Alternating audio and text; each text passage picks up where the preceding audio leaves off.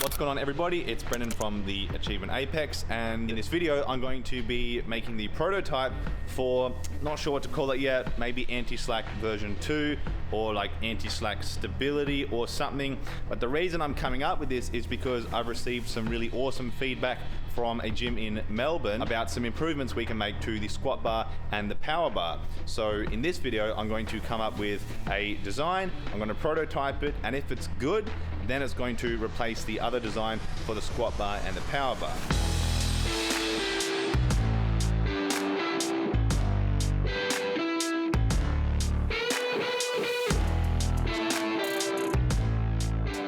So let me see if I can show you here what the issue was. This is a deadlift bar, but the point still stands. Once we had the bearings on the bearing race here, and what we had was, these are not the actual bearings in the bars, but you'll get the point. So we would have a roller bearing on the shaft here, and then we would have a tapered roller bearing on this side of the shaft. And so both of those would be obviously precision fit for anti-slack, but because they're such low friction, bearings, what would happen is, like if you imagine I'm doing a bench right now, if I ever sort of accidentally just got a little bit of like force one way, because it was such low friction, it was too easy to roll out of your hands in bench. And if you're imagining a squat, it might roll down your back or up your back a little bit, even when you didn't want it to.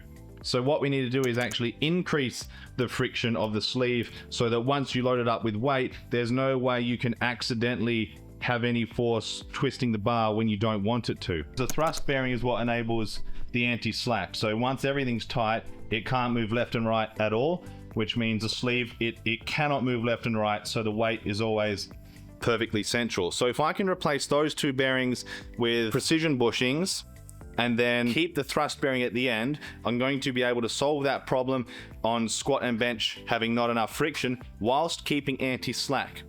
And this might actually be able to make the bars cheaper for you guys, because number one, these bearings are pretty fucking expensive, but number two, to do the anti-slack, we have to drill and tap all of these holes in the sleeves. If this bushing idea works, it means I won't have to do all of this drilling and tapping on the squat and power bars. And although they look really cool, I love the way it looks, it takes a long time. And if I was able to not have to drill and tap those sleeves, I might be able to save $100 or $200 on the price of a bar, which means it'll be $100 or $200 cheaper for you guys to buy. So it makes a better product and it makes it cheaper for you guys to buy, which is a win-win.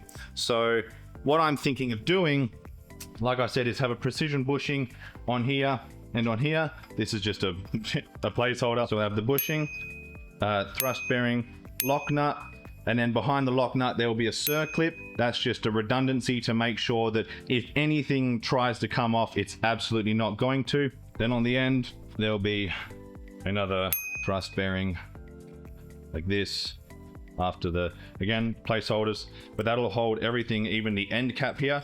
So again, it'll be locked, cannot move left and right, but will have the increased friction from the two precision bushings. So I'm going to start prototyping this side of the equation right now. Just going to be using a random offcut for this prototype.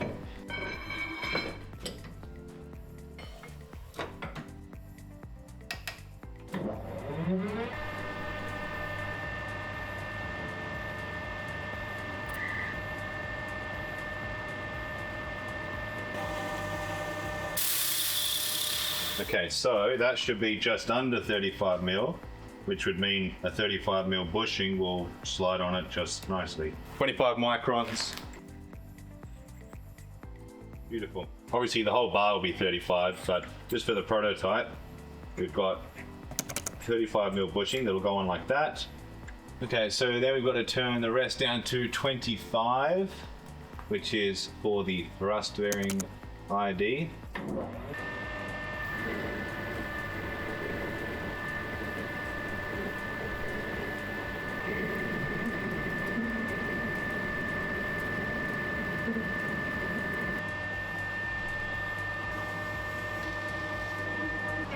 We've got the bushing, the thrust bearing. So that goes like this. So that way, because obviously the sleeve is not allowed to come off the barbell. So if you get force going this way, the thrust bearing is going to be held on by the lock nut, which goes next, which means it can't go, it can't come this way. But the bushing will still spin freely, obviously, because you've got that thrust bearing there. Now we need to put the lock nut on.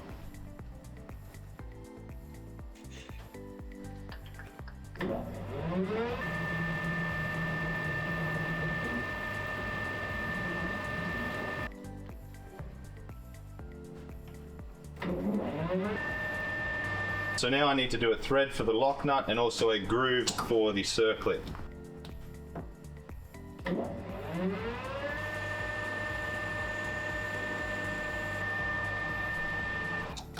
I've added a groove for the circlip and a relief for the thread. Now I can do the thread itself.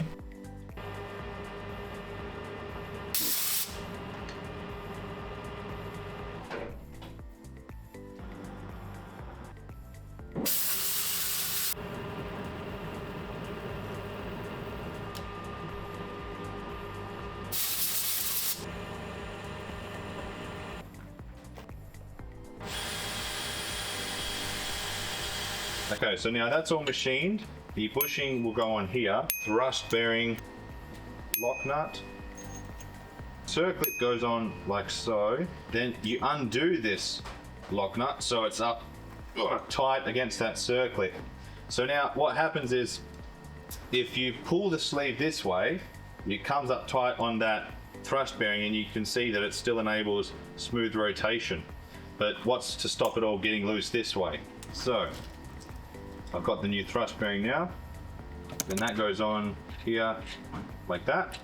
So then I'm going to cut this bit off. Once the sleeve goes on, you've got the end cap here.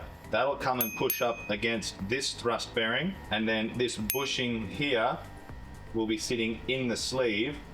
That will pull everything together like so.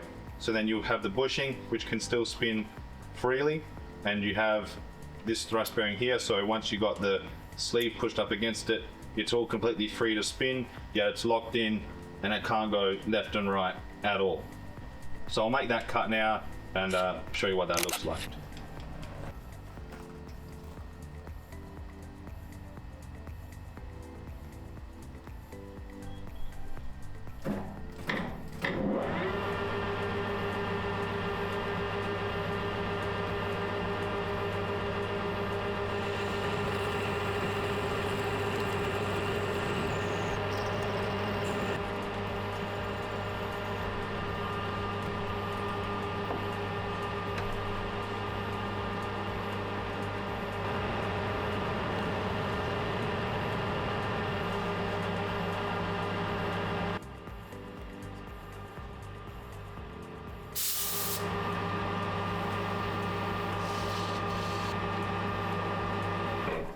Thrust bearing here, and then you can see this outside ring of the thrust bearing. It sticks out past the shaft by only half a mil, slightly under half a mil.